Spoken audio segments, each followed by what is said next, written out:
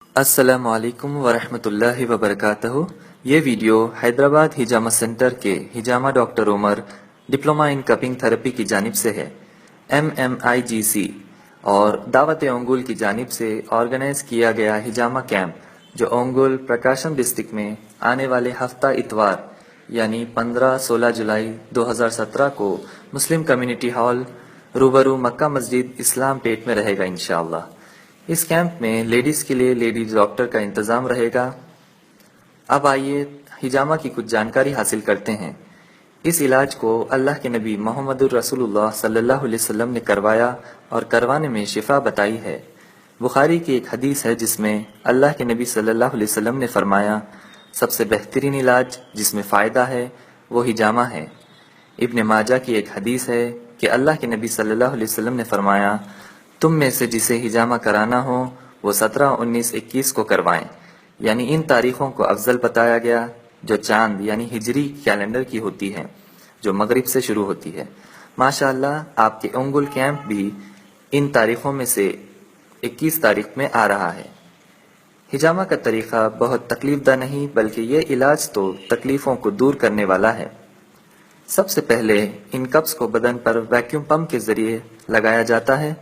کچھ دیر رکھنے کے بعد اس پر بالکل چھوٹے اور ہلکے سے انسیشن یعنی ٹچز دیے جاتے ہیں۔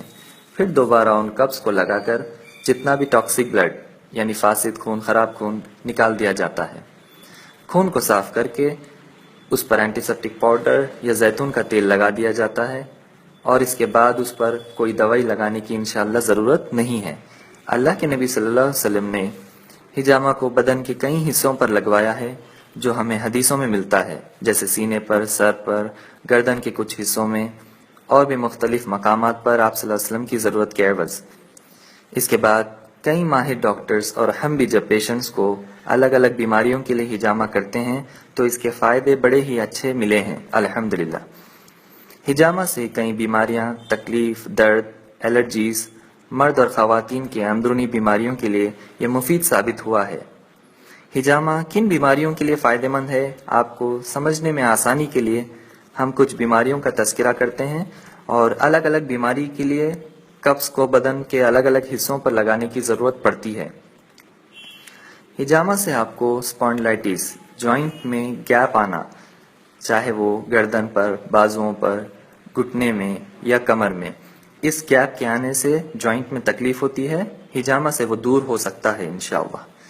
سیاٹک پین، اردو میں اسے ارک النساء کہتے ہیں، جس کا ڈسک لوکیشن ہونے سے وہ نس کو دباتا ہے اور کمر سے لے کر پیر تک اس میں تکلیف شروع ہوتی ہے، ہجامہ سے وہ دور ہوتا ہے۔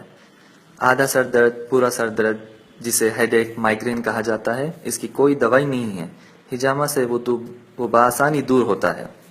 سائنس، سرد کے موسم میں لگاتار چھینکیں آنا، زیادہ سردی ہونا اور مزل یا ہڈی بڑھ جانا ناک کی، یہ ہجامہ سے بآسانی ٹھیک ہو سکتا ہے۔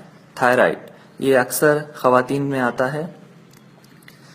تھائرائڈ سے کسی کو جو ہے نا موٹاپا بڑھتا ہے اور کوئی کافی پتلے ہو جاتے ہیں، اور تھائرائڈ کی زیادہ ہو جانے سے بچوں کی پیدائش میں فرق پڑتا ہے، انفرٹیلیٹی ہوتی ہے۔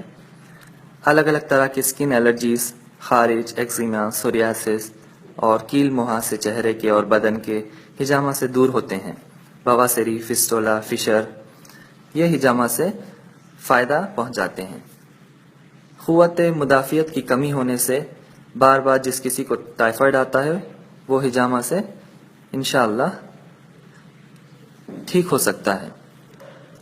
بدن کا کوئی بھی درد، چاہے وہ گردن کا ہو، شولڈرز کا، نی پینز، سٹمک پین یا ایکسرسائز کرنے سے ایلبو پین یعنی کونی کا پین، پنڈلی کا درد اور بیک پین، چاہے وہ نسوں کی کمزوری سے آتا ہو یا ہڈی کے گھسے جانے سے، کیلشیم کی کمی سے یا مزلز پر زیادہ بوجھ پڑنے سے، ان تمام وجوہات میں ہجامہ سے درد کو دور کیا جا سکتا ہے۔ گاؤٹس، یورک ایسڈ جب جوائنٹ میں بڑھ جاتا ہے تو جوائنٹس کی تکلیف شروع ہوتی ہے، تو ہجامہ سے یورک ایسڈ کو بآسانی نکال دیا جا سکتا ہے۔ اس کے علاوہ بھی ہمارے پاس مختلف قسم کے کلونجی کے بنے ہوئے دوائی ہے جس کلونجی کے تعلق سے اللہ کے نبی صلی اللہ علیہ وسلم نے فرمایا اس کلونجی میں موت کے علاوہ ہر بیماری سے شفا ہے۔ یہ بخاری اور مسلم کی حدیث ہے۔ ہم ان تمام میڈیسنز کو انشاءاللہ کیمپ میں رکھیں گے۔ اس کے ساتھ ساتھ ہم اور بھی مقامات پر انگل کے قریب کیمپ لگانے کی کوشش کریں گے، جیسے چیرالا، ادنکی، کنگیری، ورپلہ، درسی، مرتورو، مارکاپورم، کندپور اور بھی۔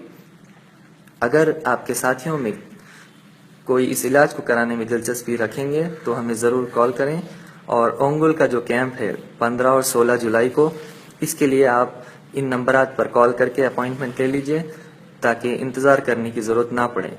جزاکم اللہ خیر۔ السلام علیکم ورحمۃ اللہ وبرکاتہ۔